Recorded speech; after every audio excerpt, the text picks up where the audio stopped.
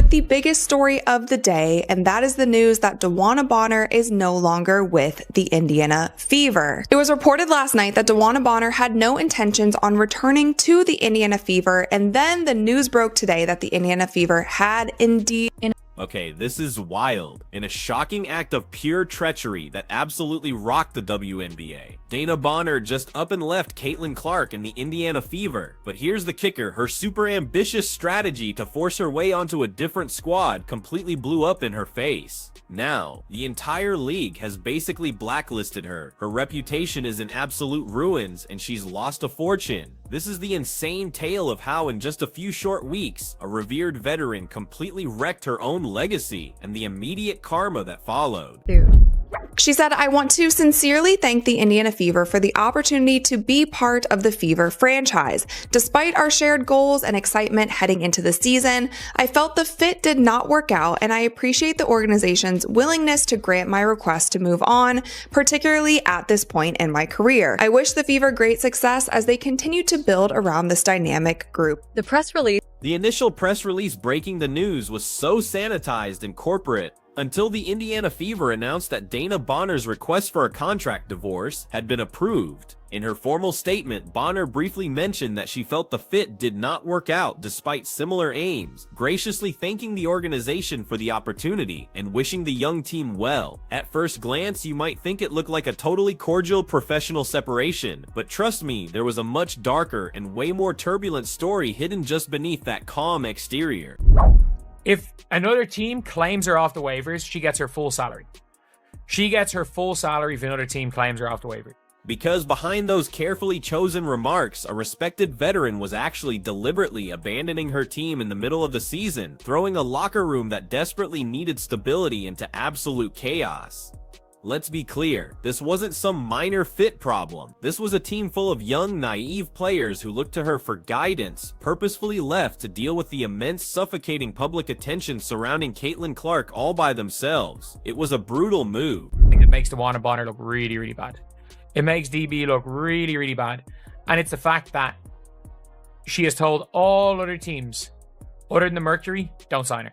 Now in the WNBA, when players' contracts expire, they go on waivers. This means Dana Bonner, with her full guaranteed $200,000 pay for the season, could have been claimed by any of the other 11 clubs in the league for 48 hours. You'd think a three-time All-Star with championship experience would be an absolute no-brainer pick for any team looking to boost their depth. Right? She was practically a free asset, a proven scorer who could have mentored a younger squad or helped a contender. The clock started ticking, yet there was a deafening silence throughout the entire league once that 48-hour deadline came and went. And look, I understand that's where she wants to go. Why didn't she go there in the summer?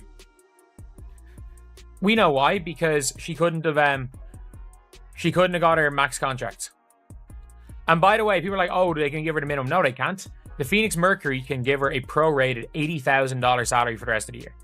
So she's only going to lose about 30K-ish.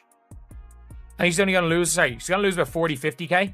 Whereas they would have been only able to sign her earlier on. Well, they would only be able to sign her for nothing. Because again, we can't forget as well, the Phoenix Mercury cut Sevgi Uzun. The Phoenix Mercury have a bunch of players signed on hardships and a bunch of players that they can cut. Like they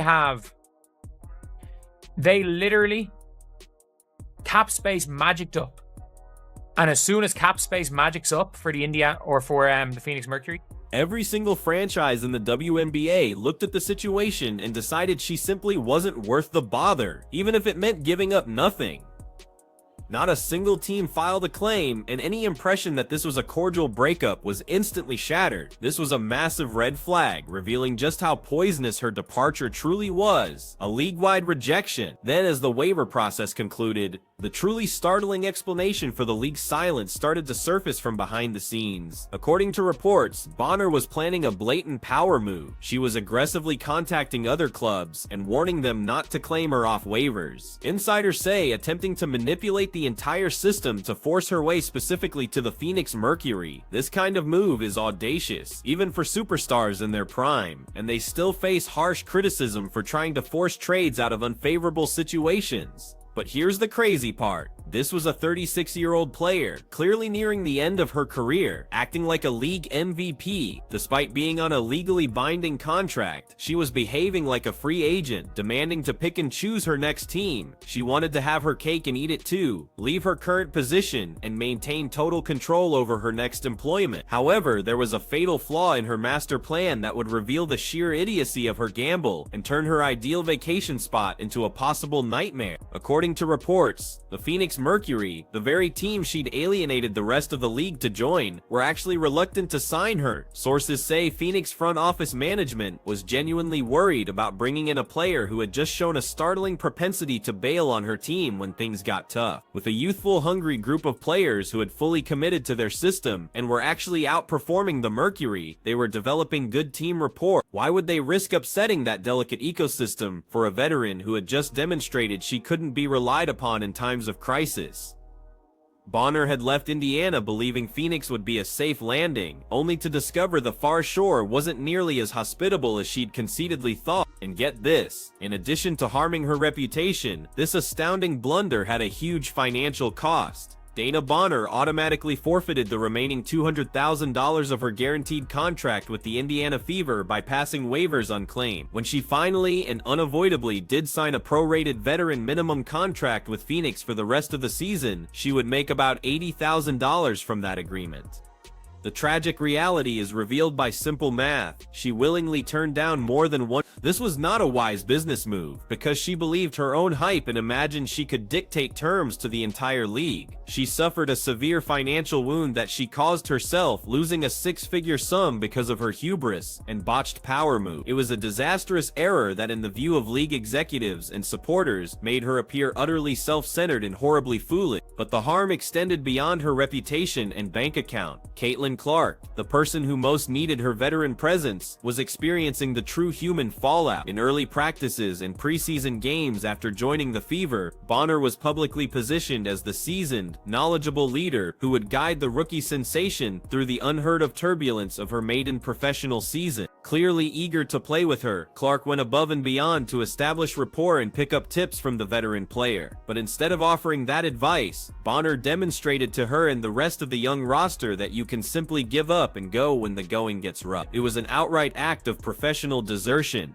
For the first time in her illustrious career, a respected, experienced colleague effectively told Caitlin Clark that she didn't want to play with her, and that's just not being a leader. The league's top player and her club are now in disarray as a result of this profound betrayal of trust. This raises the most difficult and contentious query of all: was this unexpected action premeditated from the beginning? It's difficult to overlook the extremely dubious timing of everything. To take advantage of the unparalleled media attention and focus that came with playing with Caitlin Clark, Bonner first inked a lucrative, high-profile contract with Indiana. She essentially exploited the Caitlin Clark effect by playing in packed arenas and posing for magazine covers for weeks. Then, just as the Phoenix Mercury were about to sign a player of her quality after miraculously creating enough salary cap room, Bonner abruptly decided that the fit in Indiana was no longer appropriate. This feels less like an impulsive choice and more like a ruthless, planned conspiracy. Take advantage of the publicity and financial gain from the Indiana Fever, then plan a spectacular departure the moment your chosen location is prepared to receive you. If that's the case, treating a team, its players, and its supporters in such a way is not just unprofessional, but incredibly cynical and dishonest. And perhaps what wasn't stated, rather than what was said, is the most compelling evidence of Bonner's wrongdoing. There's an unspoken code in professional athletics. Players frequently band together, and it's common to hear other athletes, particularly veterans, speak up in support of an athlete who feels they've been treated unfairly or has a disagreement with a team. However, there was nothing. Once Bonner left, the players in the league sank into a deafening hush. Nobody stood up for her.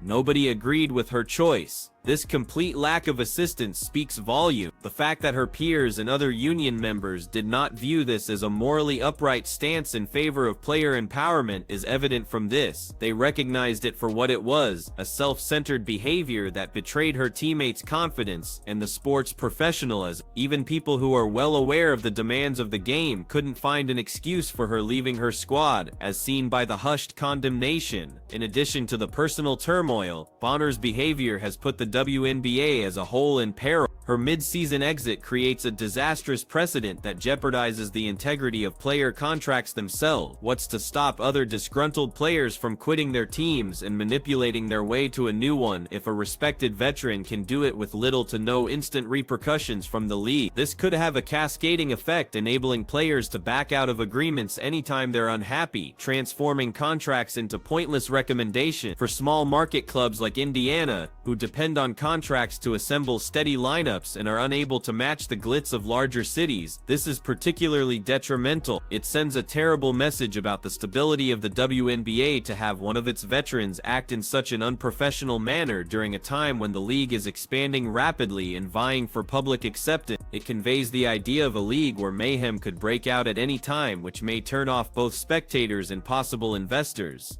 Dana Bonner eventually moved to Phoenix, as she had wanted to, but at what price? She destroyed her name in the league, lost more than $100,000 in pay, and will now go down in history as the player who left the Indiana Fever because of Caitlin Clark, rather than as a champion or a revered veteran. Her behavior has created a risky precedent by implying that contracts are only recommendations, and that a player's personal desires can always take precedence over their professional commitment. In a time when players are empowered, we frequently commend athletes for taking charge of their own careers. However, Dana Bonner's story makes us all consider the boundaries between entitlement and empowerment, between standing up for what you believe in and just plain breaking your word. She might have simply discovered that line, and by blatantly crossing it, she may have irreparably and permanently damaged her own reputation.